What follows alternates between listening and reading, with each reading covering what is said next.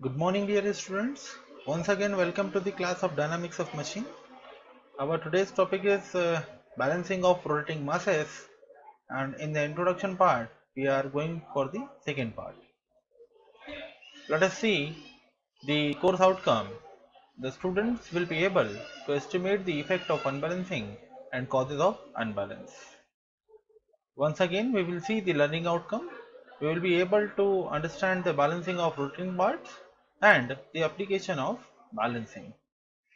Let us have the quick revision of the previous topic.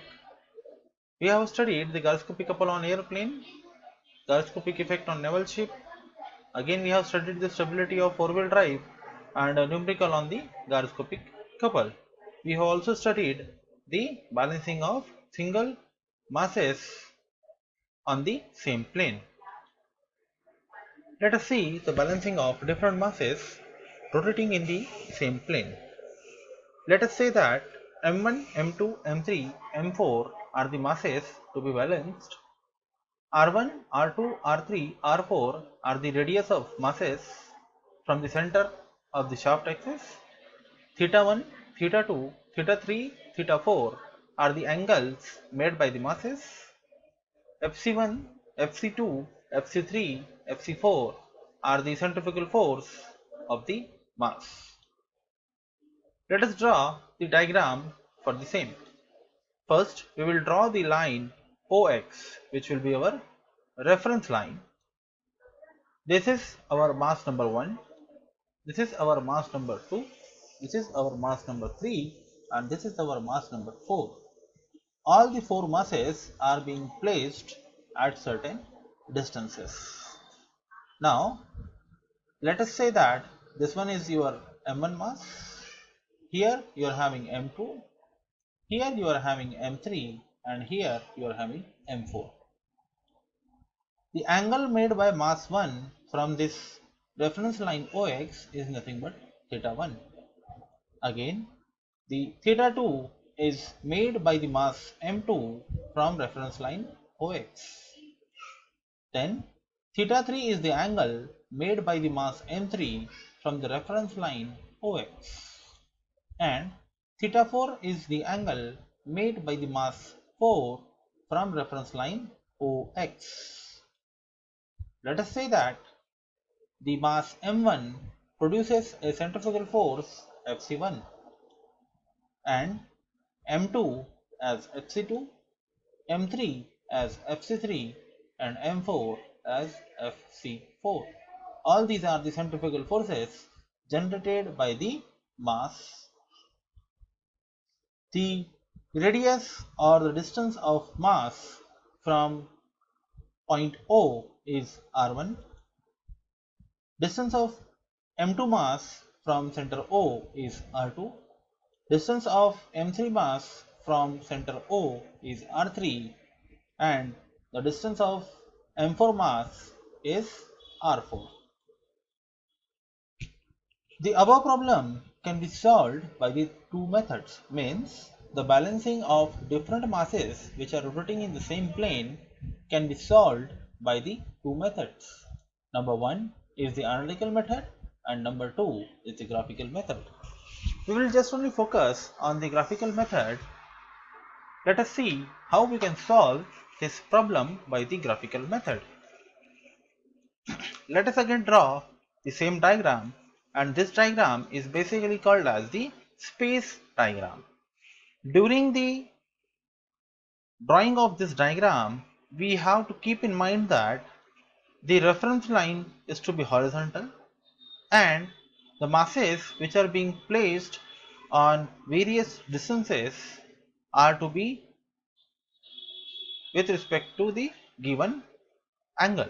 That is, if m1 mass is here, m2 is here, m3 is here, m4 is here, and the angle made by mass m1 is theta 1, means while drawing this diagram on the paper or the solution which you will solve in the university examinations, at that time you have to draw this mass m1 with respect to the given angle by the measurement of your angle.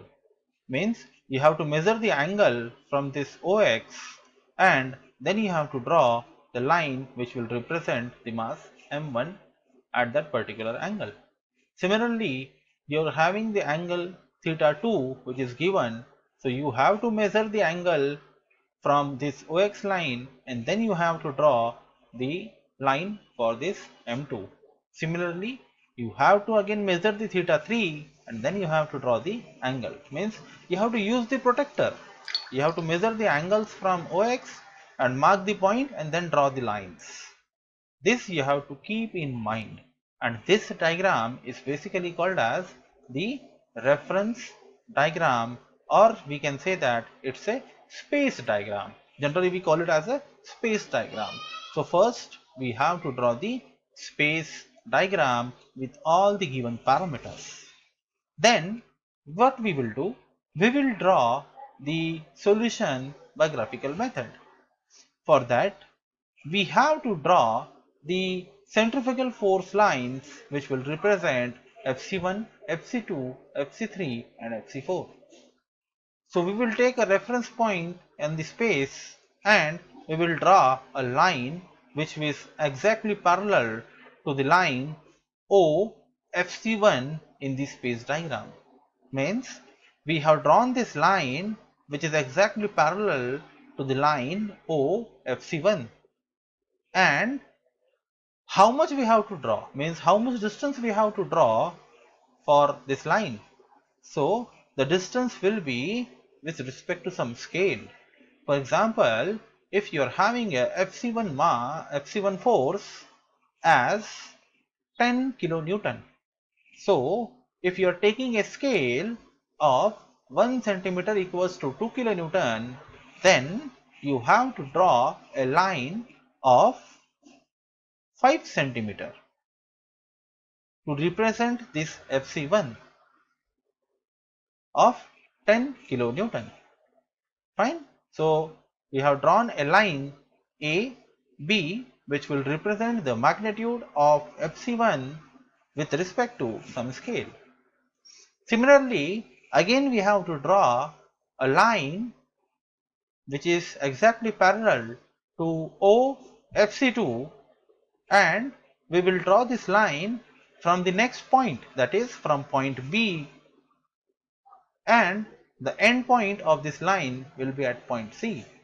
So we have represented the Fc2 centrifugal force on the line BC, and this line BC is exactly parallel to the line OFC2 in the space diagram. Again we have to draw the vector diagram or vector line for magnitude Fc3. So this will be exactly parallel to OFC3 and this will represent the magnitude Fc3 in the same direction. And now we will draw the vector line for magnitude Fc4, and this line will be exactly parallel to OFC4. Now the diagram is completed for all the four masses. But here we can see that we have started from Fc1 and we have ended to Fc4. But the diagram which we have drawn is not a closed loop diagram. Means this diagram which we have drawn, which is representing the various centrifugal forces, this diagram is called as the vector diagram. And in this vector diagram, the loop is not closed, it's an open loop, which means it's an unbalanced system. Means the given system is an unbalanced system. When the system has been balanced, the diagram, that is the vector diagram, will be a closed loop. If the system was in balanced condition, then this vector diagram will be get completed like a closed loop. So now as this vector diagram is an open loop, hence we can say that the given system is an unbalanced system. So to balance the system, we have to draw a line which will join E to A, and that will represent some centrifugal force with respect to the balanced mass. So Fc is nothing but your centrifugal force for the balanced mass, and this will be in the opposite direction, that is, the resultant will be in the opposite direction as compared to Fc1, Fc2, Fc3 and Fc4.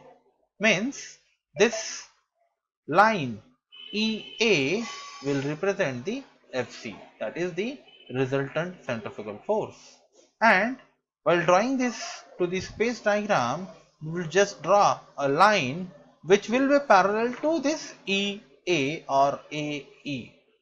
So with reference to this EA line, which is in vector diagram, we have to draw a line parallel to this EA in the space diagram, and in the space diagram that line should pass from the center O.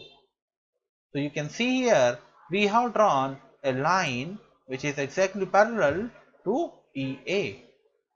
Now the mass will be placed at this point because the centrifugal force will act in this direction and the resultant force will act on the opposite direction. So in this way we have balanced the unbalanced system, and this unbalanced system is basically for the rotating masses, and the rotating masses are rotating in the same plane. So this balanced mass is called as mb, and the force generated by the mass mb is Fc. Let us see the program outcomes. The magnitude and position of the balancing mass may also be obtained graphically as discussed. Number 1. First, draw the space diagram with the specifications.